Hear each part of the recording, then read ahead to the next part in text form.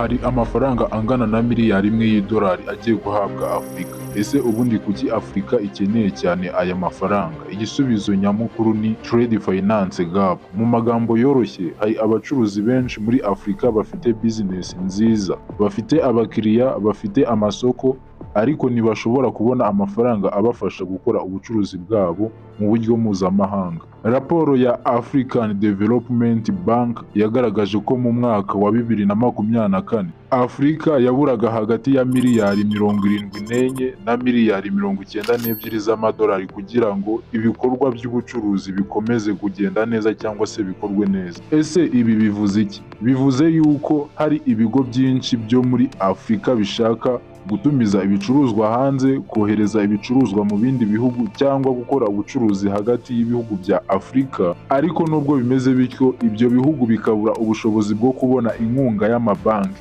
Kandi ikibazo gikomeye ni ukubura amadovize. Ahangaha turavuga amafaranga y'amanyamahanga nk'amadolari, amayero cyangwa andi mafaranga mpuzamahanga. Kuri wowe udakora ubucuruzi mpuzamahanga ushobora kwiyumvisha ko ari ibintu bisanzwe cyane, ariko mu by'ukuri amadolari cyangwa amayero n'andi mafaranga y'amanyamahanga ni ibintu by'ingenzi cyane mu bucuruzi mpuzamahanga. Ariko amabanki menshi muri Afurika avuga ko kubona amadovize bikomeje kugorana. Raporo ivuga ko hafi 36% by'amabanki yo muri Afurika byemeza ko ikibazo cyo kubona amadovize ari imwe mu mbogamizi zikomeye zibangamira ubucuruzi. Nubwo ibyo bibazo bihari muri Afurika, hari ikintu kimwe kiri kwiyongera cyane muri Afurika: ubuhahirane hagati y'ibihugu bya Afurika. Mu myaka yashize, Afurika yakoreshaga amafaranga menshi mu kugura ibicuruzwa biva hanze y'umugabane, nyamara ibihugu bya Afurika ubwabyo ntibicuruze cyane hagati yabo. Nyuma yaho ibintu byagiye bihinduka. Africa Development Bank ivuga yuko hagati ya 2020 na 2024 ubucuruzi bwatewe inkunga hagati y'ibihugu bya Afurika bwazamutse ku rwego rwa 89% ugereranyije n'igihe cya 2011 kugera 2019.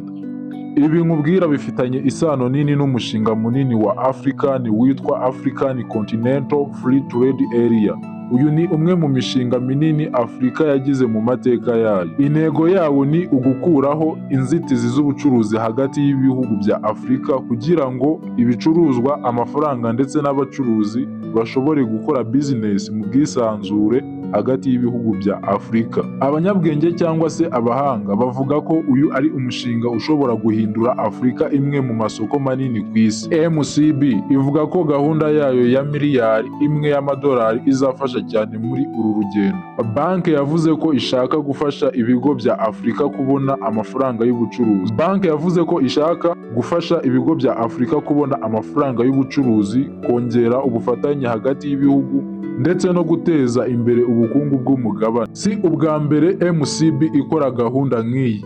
Iyo banki imaze imyaka yagura ibikorwa byayo muri Afurika. Ifite kandi ibiro bihagarariye ibikorwa byayo muri Nigeria, Kenya, South Africa, United Arab. MCB iherutse gusinyana amasezerano n'ikigo cya Propaco ndetse n'amabanki yo muri Afurika mu mushinga ugamije gufasha ubucuruzi bushingiye ku buhinzi muri Afurika.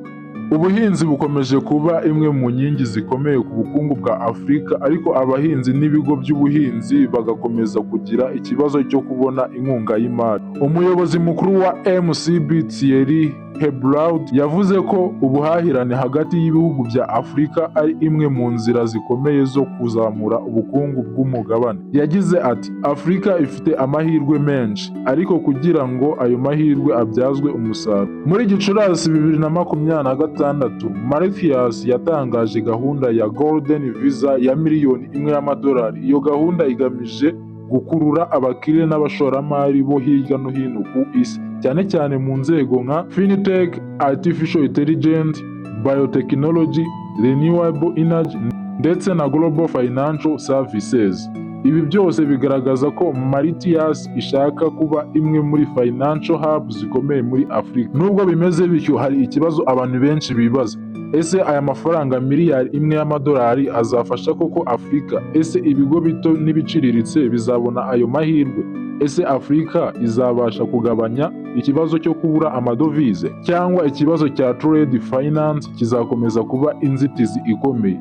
Igisubizo cy'ibi bibazo nicyo kizagena niba Afurika izabasha kuba ubukungu bushingiye ku buhahirane hagati y'ibihugu byayo, cyangwa niba izakomeza gutega amaboko amasoko yo hanze.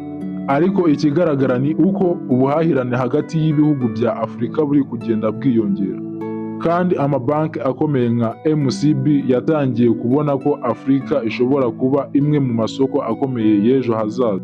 Ese aya mafaranga azahindura ubukungu bwa Afurika, cyangwa ni indi gahunda nini itazagera ku ntego yayo? Mauritius ni igihugu gito kiri mu nyanja y'Abahinde, kandi amabanki akomeye nka MCB yatangiye kubona ko Afurika ishobora kuba imwe mu masoko akomeye y'ejo hazaza. Ese wowe ubitekerezaho iki? Aya mafaranga miliyari imwe y'amadolari ashobora guhindura ubukungu bwa Afurika, cyangwa urabona hakiri inzitizi nyinshi? Andika igitekerezo cyawe muri comment. Niba ukunda inkuru nk'izi zisobanura ubukungu, business n'ibiri kubera muri Afurika, ntugende udakanze subscribe kuri uyu muyoboro TBM Daily BGC. Njye wumva ndi Rutare Tsinda.